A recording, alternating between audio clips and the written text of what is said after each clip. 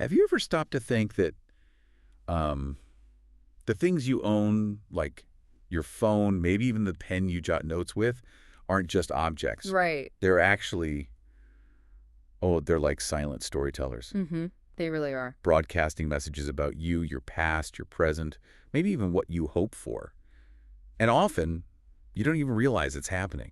It's a really fascinating way to look at our material world, isn't it? Every single item seems to carry this sort of hidden narrative. Yeah, And as we'll get into today, these narratives, they're much more influential than we probably assume. absolutely. And that's exactly what we're diving into today. This is our deep dive into something called the invisible trap of secondhand goods. Ooh, intriguing title. It is. It's based on a really thought-provoking piece by Mehdi Hassan, and we're going to, pull back the curtain on how choosing between new and used stuff, it goes way beyond just saving a few bucks. Oh, definitely. It touches on so much more. Yeah, it gets into your social standing, your psychology in some really surprising ways, and even how you see your own future self. It's kind of a journey into the subtle, often unconscious, but like undeniably powerful influence of the things we own. Cool. Hassan's work, it really uncovers these layers that honestly most of us just don't think about when we pick up something used or pre-owned. Right. It really challenges our basic assumptions about value, about identity. So our mission today is pretty clear.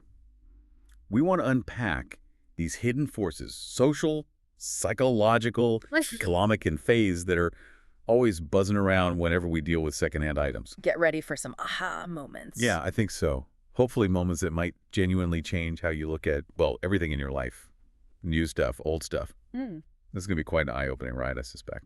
No. Okay, so let's start unpacking this with a basic truth we often just gloss over. People observe us, like constantly. It's just part of being human, isn't it? Social animal. Exactly. We can't avoid it. They look at our clothes, our phones, laptops, shoes, watches, glasses. Gadgets, books we carry, pens, bags, even perfume. And these looks, they aren't just casual glances, are they? They're like these immediate, often totally subconscious evaluations. And what's really interesting there is that it's not just about, oh, that's an iPhone or nice watch. People use these visual cues to make super quick judgments. About what, though? About your personality, your social standing, even things like your historical or cultural status, in a way.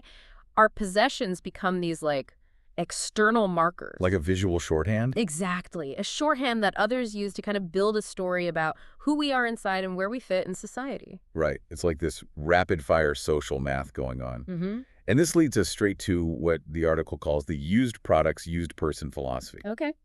The main idea is if people see you consistently using old or used things, maybe an outdated phone, worn out shoes, whatever the initial, often unconscious thought is, well, maybe you're an old person. And not necessarily meaning chronologically old. Right. No, not necessarily. Maybe more like outdated.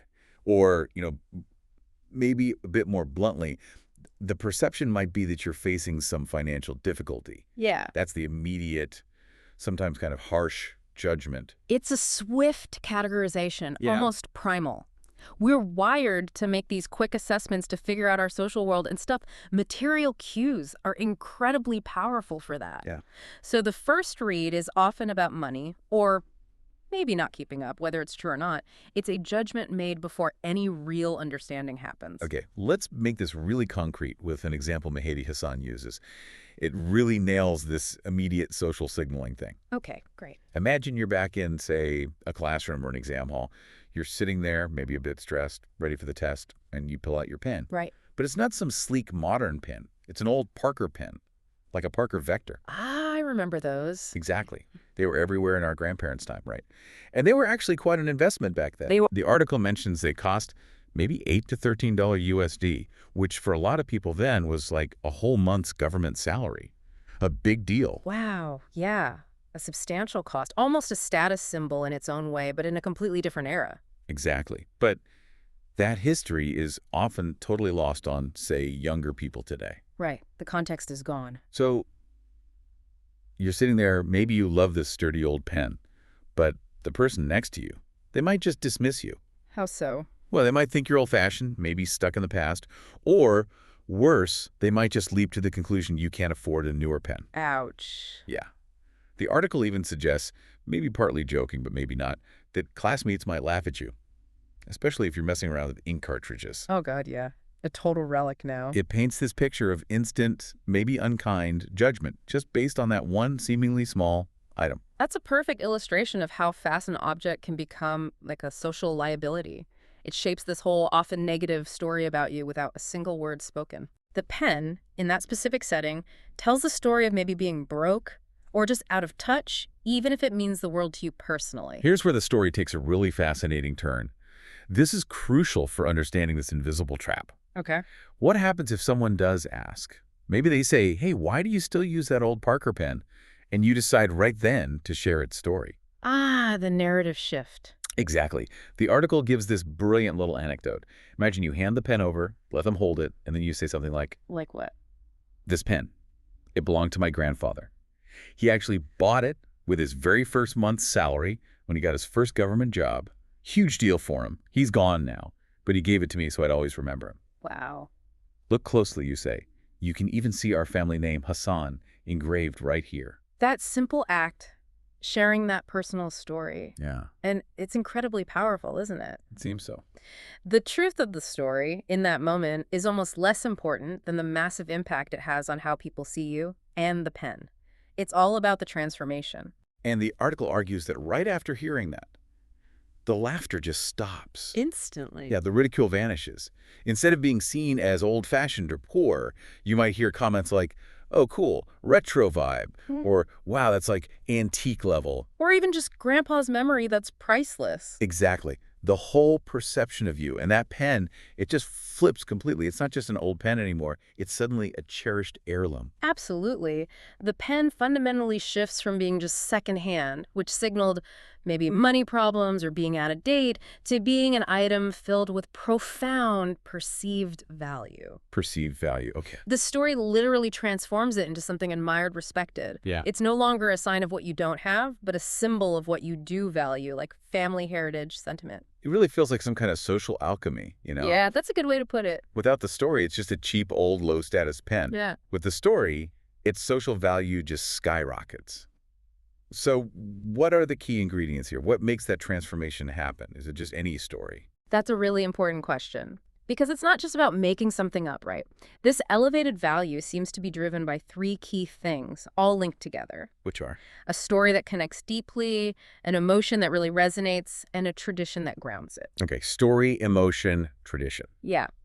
Suddenly the pen isn't just for writing. It's like a witness to history spanning generations. It's a tangible link to your family, a piece of your cultural heritage. Right. It represents continuity, remembrance, connection to something bigger than just you. It goes from being some anonymous, discarded thing to a specific, unique artifact with a soul, almost. So it's the authenticity, the feeling behind it. I think so. It's the authenticity of that connection and the depth of the emotion that makes the story work, not just the fact that there is a story. That's a huge shift.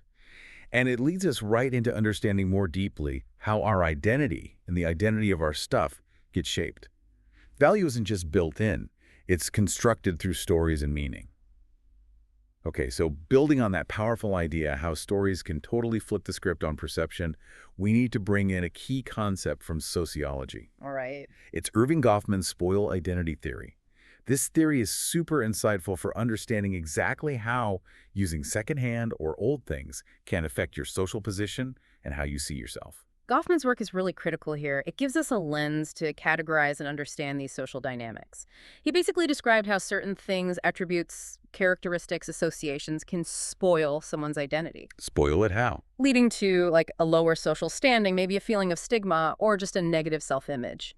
And in context of what we're talking about today, the really crucial difference from Goffman's view is the historical and cultural status an item has. Ah, okay. So that's where we start splitting hairs between just old and something more valuable. Yeah. Exactly. It's not just old versus new. There are important distinctions within that old category. Right, so let's define antique objects first.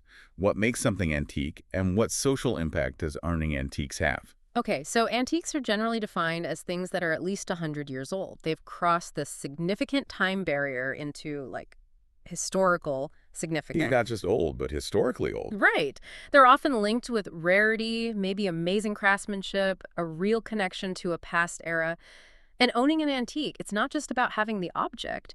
It actively boosts your own self-establishment, your prestige. How so? It signals things like sophistication and appreciation for history, and often, frankly, the money needed to buy and keep such things. It suggests a deep cultural knowledge and refined taste. Okay, antiques are high status. Then there's that middle ground stuff that's not 100 years old yet but still feels special. Yeah. Vintage objects, where do they fit? Vintage items are kind of the bridge between now and way back then, typically aged between, say, 20 and 99 years.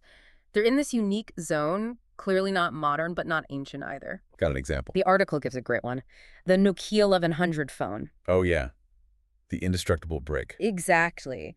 Once totally mass market, now it's seen as a significant vintage product, especially by collectors.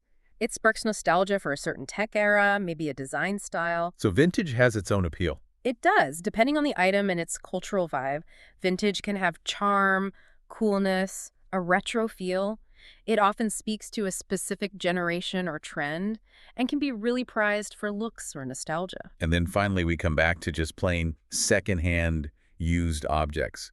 These are the ones that lack that historical weight of antiques, or maybe the specific cool factor of vintage. And they tend to diminish social status, right? They can actively damage your self-establishment. They're just used, and that carries a very different, often negative social meaning. So that's the core of it for everyday used stuff. That's the crux. Without that great story, without hitting the 100-year mark for antique status, or having that specific cultural cool to be vintage, a common used item is just something someone else didn't want anymore. It carries that implicit message of being discarded, used up, replaced. And through this subtle association, that feeling of being used or discarded can kind of rub off on the new owner. That's the spoiled identity Goffman talked about. It's the social signal of someone else's past, Yeah, but without any redeeming cultural or historical value attached. precisely. Which brings us right back to our Parker pen example. The story about the grandfather, the first salary, the engraving. That did something important, didn't it? It absolutely did. It performed that social alchemy we talked about. Wow. The story gave that pen this potent mix of emotional and historical significance.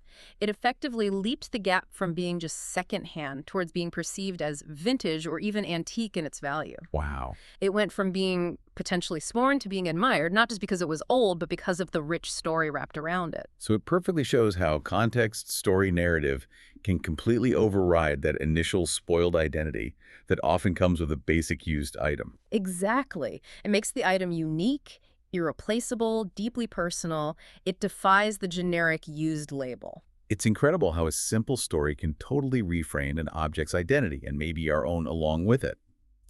But while a story can save an item from social awkwardness, the deeper trap Hassan talks about often works silently, doesn't it? Without a story, hitting us in ways we don't expect. Oh.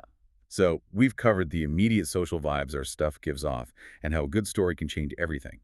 But this deep dive is called the invisible trap of secondhand goods for a reason. Right, there's more to it. There are these hidden costs, things we kind of buy without realizing it, that go way beyond the sticker price. These are the really unseen parts. Indeed. And the market for used goods, I mean, it's massive. It's thriving everywhere. The appeal is obvious, right?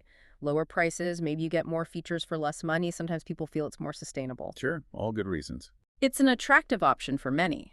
But the article suggests that for people who do have the choice, who can afford new, choosing secondhand can actually be, well, a surprisingly perilous choice because of these unseen purchases. Perilous. That sounds kind of intense, maybe even a bit spooky. Huh? What exactly are these unseen things we're buying? What comes along with the object that's not on the receipt? Okay, according to the article, when we get a secondhand item, we unknowingly acquire more than just the physical thing. We get 3 pretty profound, often invisible elements. Okay, lay it on me. First, the attached memories and experiences of the previous owner. Okay.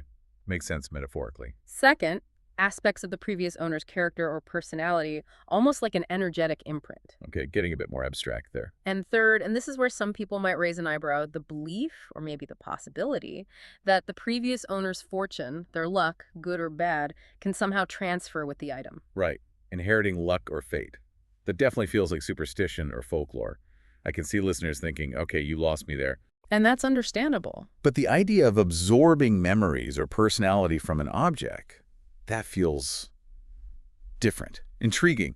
It hints there might be something more scientific going on, something more real than just a feeling or an old superstition. This is exactly where the conversation shifts. We move from just cultural perception and social signals to some really cutting-edge research in psychology and neuroscience. Oh, okay. Because while inheriting luck might feel far-fetched, the ideas of absorbing emotional traces, memories, personality aspects from objects, surprisingly, these have found some intriguing scientific support. Really? Yeah, this is where it gets really fascinating.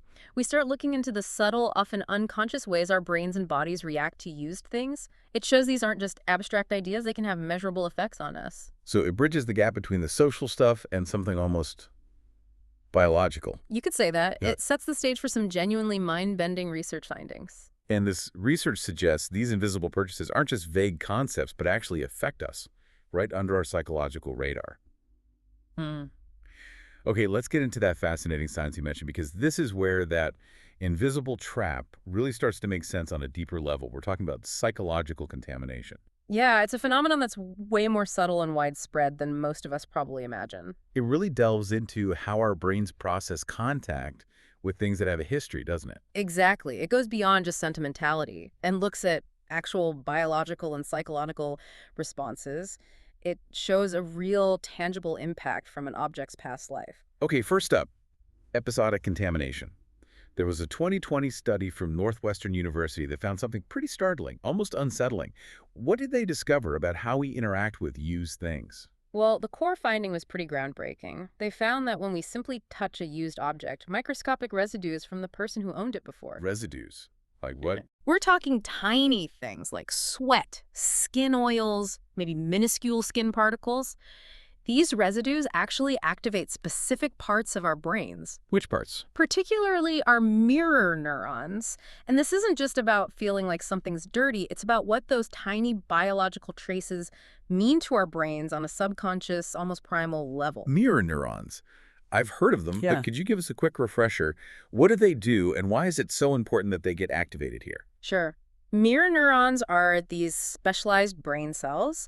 They're crucial for helping us understand and, in a way, even imitate or feel the experiences and feelings of others. How they do that? They fire both when we do something and when we watch someone else do the same thing. Think about seeing someone yawn. You suddenly feel like yawning too, right? Yeah, happens all the time. Or if you see someone accidentally hit their thumb with a hammer, you instinctively wince. Yep. Cringe internally. That's your mirror neurons kicking in. They let you implicitly feel what others are feeling.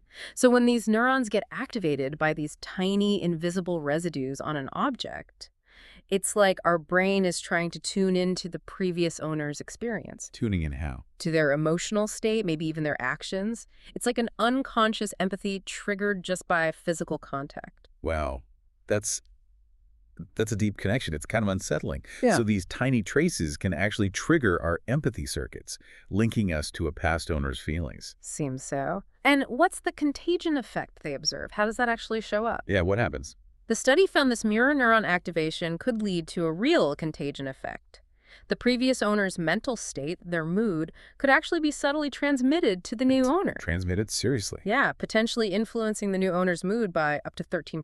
13%. It might not sound huge, but imagine if the previous owner was, say, really anxious or frustrated when they used that object, that emotional residue picked up by your mirror neurons could unconsciously nudge your mood in that same direction. It's not like you suddenly become them, but it's a noticeable, statistically significant shift. Wow. 13% might not seem massive, but if you think about all the used or secondhand things you might interact with daily, Yeah. your phone, clothes, maybe a tool, a piece of furniture, those nudges could definitely add up, right? Absolutely. It could impact your overall emotional state without you ever knowing why you feel slightly off. And this subtle, unconscious transfer of emotional leftovers is what they called episodic contamination. Exactly. It suggests we can unconsciously catch feelings from objects, kind of like catching a cold, but psychologically. Like an energetic imprint. That's a good way to think about it, like how a strong perfume lingers in a room or a song instantly brings back a memory. These tiny biological traces seem to act like emotional echoes. And our mirror neurons pick up on these echoes. leading to that subtle emotional contagion. It's like your brain is silently asking what went down here and getting this faint, unfiltered vibe from the past owner. It really challenges the idea that objects are just inert things. They're more like conduits for past experiences. And this wasn't just a one-off finding, right? Yes. With another study more recently. Yes, a 2023 study from Yale University built on this. They looked at how our minds are influenced by our surroundings and the perceived history of things. They linked it to something we know well, the placebo effect. Ah, the placebo effect. How did that connect? The Yale study showed our minds are incredibly sensitive to subtle cues and just the idea of a past, much like a sugar pill can cause real effects just because we believe it will. They tested this with a brilliantly simple experiment using a really common object. Which was a mug, right? Just a coffee mug. Exactly. Ordinary tea mugs, they had participants drink tea. When people used brand new, clean mugs, nothing really changed emotionally. Their mood scores stayed neutral. Makes sense. But, and here's the kicker, when the same participants were given old or visibly used mugs with an unknown history, their reported sadness score went up by about 12%.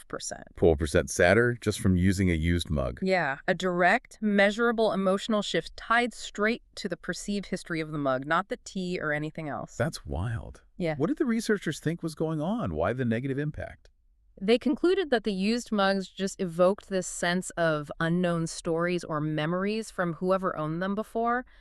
Even without a specific story, just the idea of a past life attached to the object was enough to create a noticeable negative psychological feeling. Our brains just fill in the blanks, maybe. Seems like it. Our minds are natural story makers, always looking for patterns, for narratives. An anonymous used object is like this open prompt, and often without a positive story attached, our minds might default to negative possibilities. Maybe it was discarded, maybe the owner was sad, maybe it represents weariness or struggle. So what's really amazing here is how our minds can be affected just by the idea of a past life, an unknown story tied to an object, even with zero conscious knowledge or details. Exactly. It's not what we're told. It's what our subconscious guesses or imagines about its history.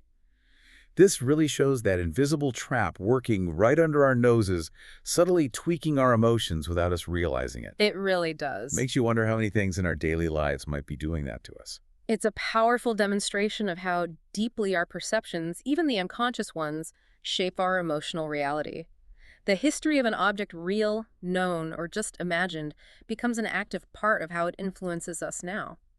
It suggests that when we try to save money on a used item, we might be paying a hidden emotional tax instead. Okay, so we've hit the immediate social signals, and then we dove into that really surprising psychological contamination aspect. Yeah. Now let's zoom out a bit. Widen the lens. Yeah, let's look at how economists and sociologists see the value of our possessions. Because it's not just about how we feel individually, right? These items also place us in the bigger social and economic picture. They dictate who we're seen as in society. Right. These theories give us the frameworks to understand why those perceptions and psychological impacts we just talked about actually show up as consistent patterns in society and in economic behavior. They help us see the larger forces at play. Let's start with a really interesting one that links directly to value.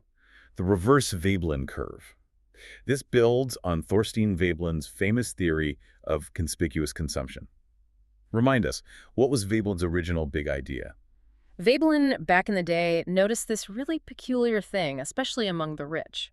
He saw that for certain luxury goods, when the price went up, demand actually increased. Which sounds totally backward. It does, but the high price itself became the status symbol. It signaled exclusivity, rarity, prestige. It made the item more desirable precisely because it was expensive and most people couldn't afford it. Like a limited edition designer dress? Or a crazy expensive sports car? Exactly. Or certain high-end art. The price isn't just a cost, it's part of the product's identity, signaling I'm exclusive to a very specific, status-hungry audience. Okay, makes sense for super luxury stuff. Price equals appeal. But how does this apply to secondhand goods? And why is it reverse? This is where it gets really interesting and where the trap often snaps shut. For common, everyday secondhand goods, Veblen's theory works backwards. As the price decreases, which is usually the main reason people buy used, right? The bargain.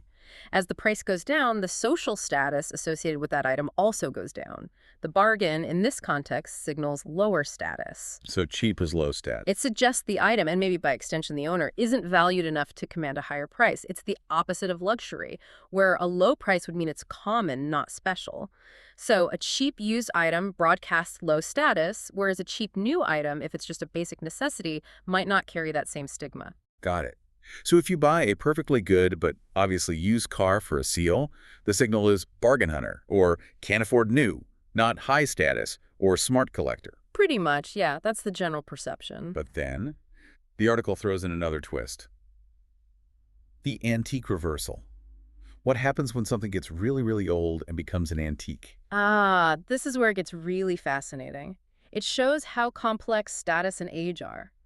Once an item crosses that magic line into being an antique, usually over 100 years old, Veblen's theory flips back to its original form. So expense is good again. Yes. The older, and therefore often the more expensive, an antique is, the greater its social acceptance and its power to grant status. An antique isn't just old or used anymore. It's proof of history, craftsmanship, rarity. It goes beyond function to become a new kind of luxury item. And high price makes it more desirable. Exactly. It enhances its desirability as a status symbol again. It's signal and appreciation for lasting value. For history, things often out of reach for the average person. Okay, so what's the big takeaway here for us? Just living our lives, buying stuff. What does this reverse Veblen curve and its antique flip really mean? It just highlights that value isn't purely about usefulness or even just money. It's deeply tied to social perception and the signals things send. The exact same object could signal low status 1 minute and high status the next just by crossing a time threshold and getting a story of historical importance, or by being priced either super cheap or super expensive. Objects aren't neutral. Not at all. They're constantly broadcasting messages about us and where we stand. Right. And speaking of signals, let's bring in another key economic idea. Michael Spence's signaling theory from 1973. What's the core concept here? How does it explain the messages our stuff sends? Spence basically proposed that the price and the nature of a product send a specific signal to society about the person using it. It's all about dealing with information gaps. Products tell people things about us that aren't immediately obvious, helping them make judgments or guesses. Like an unspoken language using possessions as words. That's a great way to put it. Can you give us a clear, modern example, something relatable? Sure, think about carrying a used iPhone 6, which the article mentions. Today, with new phones coming out constantly and being instant status symbols, carrying an older model, especially one that looks used, it might implicitly signal that maybe your finances aren't super strong. Or maybe you just don't care about the latest tech. Or that, yeah, it signals something, maybe economic constraint, maybe a lack of interest in tech trends. The phone itself becomes a signal. But then the article has that brilliant counterexample that flips it again. What if that same iPhone 6 wasn't just called used, but described as, say, a 100-year-old prototype? Then boom. Complete transformation in signaling power. It's suddenly not a common used phone signaling money issues. It instantly becomes a collector's item. Rare, maybe priceless. Exactly, a piece of tech history. And that signals something totally different about you. Not that you're broke, but that you're a discerning collector, someone with special knowledge, taste, and appreciation for rare artifacts. So it's not just phones, obviously. No, it applies to everything. Someone driving a beat-up old car might signal money trouble, even if they're a millionaire who just loves that specific vintage model. The perception is the signal. Right. Conversely, someone wearing a really plain, simple watch could be signaling massive wealth if it's actually some super rare luxury brand that only experts recognize. The signal is decoded by the audience, and our stuff is always broadcasting. So the implication is, it's the story, the perceived rarity, not just the age or function, that dictates the signal and what it says about us. Exactly. It's about the narrative we attach, or the narrative society attaches for us, through our possessions. They're active players in our social lives. Okay, now let's layer in some psychology with E. Torrey Higgins's self-discrepancy theory from '87. What does this tell us about our inner world, about who we are versus who we want to be? Higgins had this really powerful idea. He suggested we all have an actual self. That's who we think we are right now, with all our current traits and situations. Okay, my current self. But crucially, we also have a possible self. or maybe multiple possible selves. These represent who we aspire to be, our ideal identity, the person we're striving to become. Actual self versus possible self. And these two selves are always kind of interacting, creating this dynamic tension in our minds. So how do our buying choices, especially buying new things, fit into that? How do they help us deal with that tension? Buying new items can be a really potent tool for aligning with our possible self. It gives us this tangible feeling of self-improvement, of progress moving forward. Yeah. A new outfit, a new gadget, new furniture, they can symbolize a fresh start, maybe a commitment to a new goal, or just a step towards becoming that person we envision. It's like a physical symbol of self-actualization. A way to close the gap between who I am and who I want to be. Exactly. It gives us a sense of moving purposefully towards our ideal identity. Okay, so what about used items then? How do they play into this delicate balance between our actual and possible selves? Well, conversely, used items can sometimes inadvertently kind of trap us in our actual self. Okay. They don't offer that same feeling of newness or forward motion. Instead, they might reinforce an older identity, maybe one we don't desire anymore, potentially hindering that path of self-improvement. It's like wearing someone else's past. In a way, yeah, which can make it harder to fully embrace and build our own desired future. If an item carries that spoiled identity vibe or the emotional residue we talked about, it's harder to use it as a clean slate for our own aspirational journey. So this raises a really big question, connecting to the larger picture. Do our choices about possessions, even if we make them just to save money or be practical, unconsciously mess with our psychological journey towards becoming who we want to be? That's the implication. It's not just what others see, but how these things make us feel about our own progress and potential. Precisely. It suggests this deep, often unconscious link between our material choices and our internal story of personal growth.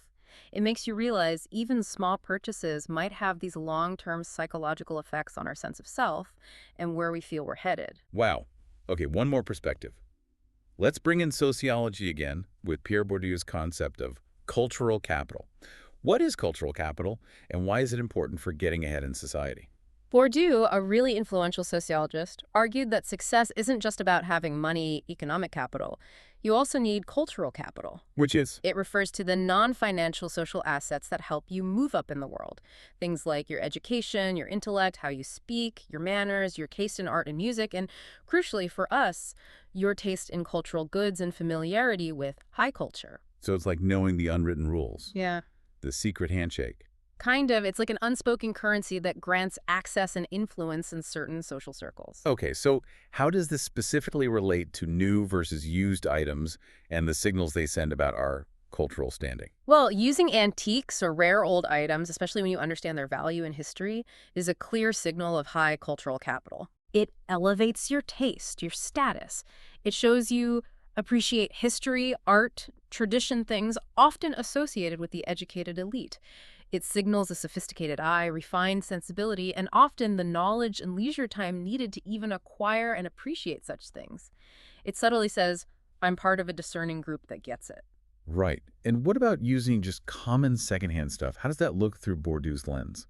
On the flip side, using common secondhand items, the ones without that special historical or artistic story, is often seen as a mark of low cultural capital. Because It doesn't signal appreciation for rarity or deep history. Instead, it might suggest a lack of refined taste, maybe a purely practical approach to buying things, or perhaps just an inability to afford new, culturally desirable items.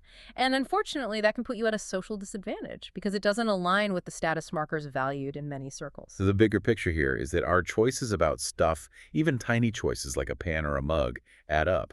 They contribute to how people perceive our social and intellectual standing. It's all part of this complex, unspoken dance of social positioning, where our things are like props in the performance of who we are. Precisely. Every item we choose, or don't choose, subtly shapes how we're read by others. And those readings, they have real effects on our social interactions and maybe even our opportunities. Okay, let's try to unpack all of this and bring it together now. We've covered a lot today, from those instant judgments people make to the weird science of psychological contamination, all the way to these big sociological theories. Yeah, it's a lot of different angles. But if we connect all these threads, a really clear, compelling pattern starts to emerge, doesn't it, about why we're drawn to certain kinds of goods, specifically new things, antiques, and then those lightly used items that often fall into that invisible trap. Absolutely. Putting these diverse theories together gives us this really comprehensive picture of the hidden forces shaping our choices and perceptions. It goes way beyond just surface judgments. Okay, let's start with new items. Why do they consistently have such a strong pull on us? What's the deep attraction there? Well, fundamentally, new items represent the future, don't they? They represent dreams, possibility, that path towards self-improvement we talked about. Blank slates. Exactly. Blank slates, no history attached, symbolizing fresh starts, unwritten chapters. Thinking about Higgins's self-discrepancy theory, new things help us align with our possible self, the person we want to become. Like buying a new car isn't just transport. Right. It symbolizes maybe a promotion, a new life phase. A new suit could embody a new confidence. New items are a tangible step forward, a commitment to growth, a rejection of the old. They offer this feeling of control over our own story. Okay, then we have antiques. They're obviously old, sometimes really old, but they get a totally different kind of respect and desire compared to just used. What makes them so attractive, especially to people with that cultural capital? Antiques tap into something deep, almost primal, this appreciation for tradition, for heritage, maybe a sense of aristocracy, or just enduring quality. They signal high cultural capital, like Bourdieu said. They show refined taste, historical awareness, and understanding of value beyond just function. And they perfectly illustrate that reverse Veblen curve. Their high price, their rarity, their unique story often boost their status and desirability. They become powerful symbols of prestige. They connect us to a bigger past. Exactly. To a legacy, they speak of quality that lasts, timeless beauty. They aren't just old, they've been proven by time. Okay. And finally, the category that's really the focus of this deep dive. Yeah. Lightly used items. Why do these often leave us feeling kind of cold? Or even send negative signals, even though they might be practical or a good bargain? Why are they the invisible trap? This category really carries the weight of that invisible trap because they're stuck in this awkward middle zone. They carry that silent residue of someone else's discarded memories, maybe even their personality. That episodic contamination idea. Right. It suggests we might unconsciously pick up on those emotional traces, leading to subtle discomfort, maybe even that dip in mood like the Yale Mug study showed. And social. Socially, from a signaling theory view, lightly used items often send signals of maybe social inadequacy or just not moving forward. They hint at someone else's past, not your aspirational future. They can be seen as symbols of low cultural capital. And critically, they embody Goffman's spoiled identity. Because they're just discarded. Yeah, they represent someone else's cast-offs, but without the saving grace of deep history or a powerful personal story or the fresh, hopeful promise of something brand new. So it's crystal clear it's not just about saving money, is it? Not at all. These invisible forces, psychological, social, economic, they're way more profound than just the price tag. They subtly but powerfully shape how we see ourselves and how others see us in ways we barely notice. It's this complex dance between our own psychology, societal signaling, deep cultural values. That's what really makes up the invisible trap. Exactly. The perceived value, the emotional leftovers, the social story, the link to our aspirations, those are the real costs and benefits that go way beyond the label. And understanding this, it lets us be more conscious, more informed consumers, and maybe better readers of the world around us, too. So as we wrap up this deep dive, we've really journeyed through some fascinating territory, haven't we? Looking at the subtle but incredibly powerful ways our possessions define us. We really have. We've covered everything from those instant social judgments to the surprising science of psychological contamination and even these complex economic and sociological ideas that drive our choices. It's so clear that a simple object can hold layers of meaning we just usually don't consider. It really is a profound shift in perspective, isn't it? Moving past the surface and into the deeper meanings of our material world. It kind of urges us to think more about what our things are truly saying. So here's a final thought for you, the listener, to kind of chew on. The next time you think about buying something, or even just glance at something you already own, maybe pause for a second. Take a moment. Yeah. Think beyond just its function or its price. Consider the stories it might be telling, the emotions it might carry from its past, and those subtle signals it sends about who you are right now, and maybe who you want to become. Does knowing all of this, does it change how you'll look at a simple pen or even that coffee mug on your desk ever again? Hopefully it encourages a more mindful, maybe more informed, and ultimately perhaps a more powerful relationship with the objects that fill up our lives.